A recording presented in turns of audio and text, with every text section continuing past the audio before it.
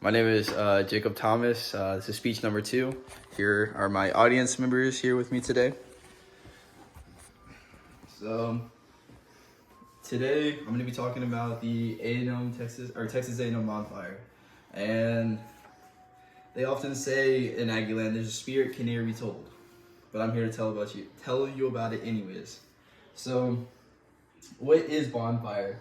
It was a tradition that started in 1907 with a scrap pile of just trash that the Aggies would generally get together and burn. There was nothing too crazy, nothing too fancy, but it soon evolved into the burning desire to beat the hell out of TU and the undying love all Aggies have for Texas A&M. And it burned brightly until 1999. It transcended many engineering feats. They used steel cables and different poles, excavators. It soon turned into a couple of guys just in the woods to this whole event that A&M has put on for 90 years with 30 to 70,000 people coming each year. The highest bonfire was 132 feet, and that was in 1970. So each year it gets higher than the last. Okay, so that was the whole thing. It was a tradition that never stopped growing, and it was deep in the hearts of all Aggies. But there were 2 years that it was not lit. In 1963, on November 18th, at the assassination of JFK. For that year, it was a representation of sad times, not just in Aggie land, but in the nation. So bonfire was built, but it was not lit. It was quickly torn down after that. And then in 1999, on November 18th, 1999, at 2:42 a.m., tragedy struck Aggie land when the bonfire stack collapsed. 12 Aggies died due to injuries sustained in the collapse. However, there were also 27 injured in the collapse.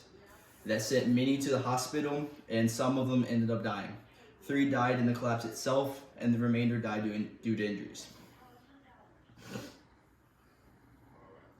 So, it was a tragedy that struck Aggie land. It shocked many. It hit news reports and countless different articles around the nation, and people rallied together in this time of crisis and this time of need.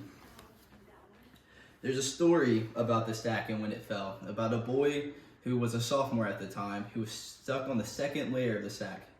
He told the firefighters that came to rescue him when they first got there, and he told them to save his friends first. They were on the first level and they were more easily attainable. However, the firefighters came to him first. He quickly turned them away and told them to save his friends. And with that, his friends ended up sustaining heavy injuries. However, they did not die that day. However, when the firefighters returned to receive the boy, he was dead soon after. So there's the saying, like I said before, there's a spirit can never be told. That spirit of sacrifice, friendship, camaraderie that was put together to build a bonfire was represented even in the final times of when it last burned.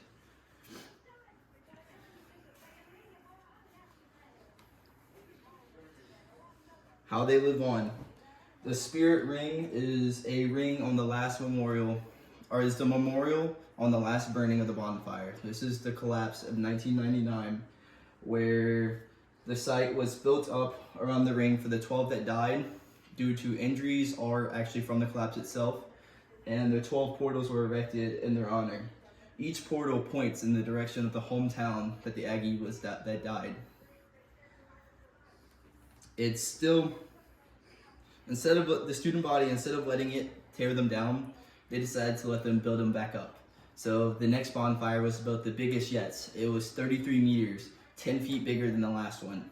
And it was dedicated to those to show that A&M was not done, that the Aggie spirit could not be broken.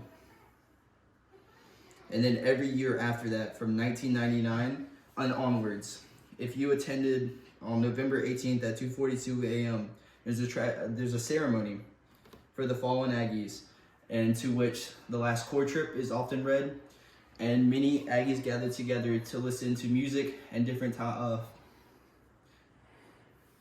vows and speeches done by people who were either affected by it or involved with it. I highly recommend attending this event. What it means for the cadets of 2024. So in bonfire in a way to show that bonfire was still happening. it was still present, that the spirit was not broken. Cadets assumed their pots, if you will, which were World War II helmets that they often wore, and they would color depending on what class year you were. They would wear them, and they would still chop down trees from August 2nd all the way until it burned on November 18th. I have a friend of mine who would stay out till 4 a.m. chopping trees. He just got promoted to a red pot, actually. And he shared his love of bonfire with us, and he would tell us these stories that we never knew because we weren't involved with it. And this is the photo we took there, right here. I didn't know we were taking the photo. However, I was present in the photo.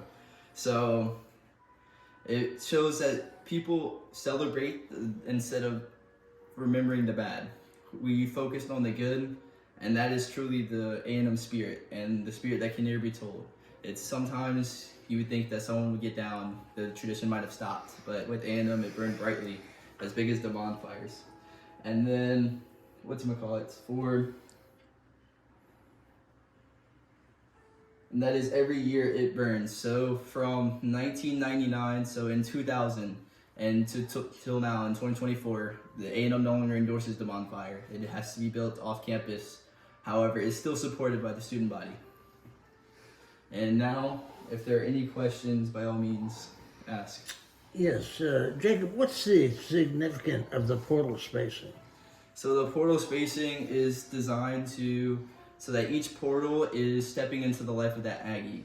And then when you look down, there's a compass that points in the direction of their hometown, to which they were originally from before moving into A&M. I have a question. What is the significance about the spirit ring?